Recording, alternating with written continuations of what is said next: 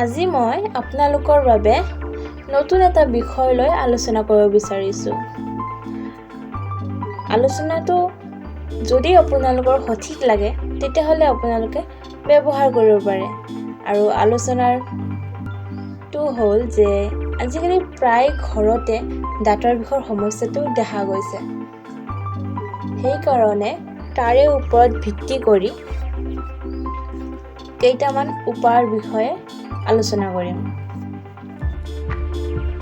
আহক চাই লওঁ তলত দিয়া উপায় কেইটা।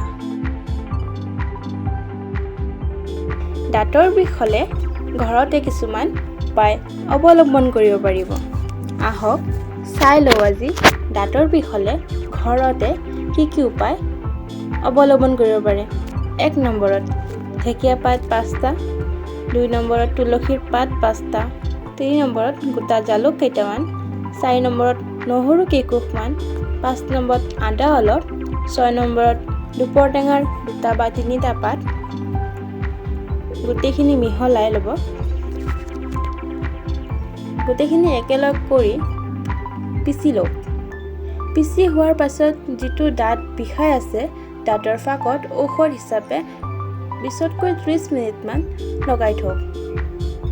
যিখিনি থু ওলায় সেইখিনি নিগিলিব, সেইখিনি থু পেলাই দিব।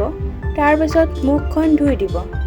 তাৰ পাছত আপুনি অনুভৱ কৰিব পাৰিব যে দাঁতৰ বিষটো আগৰ পৰা এতিয়া অলপ ভাল পাইছে।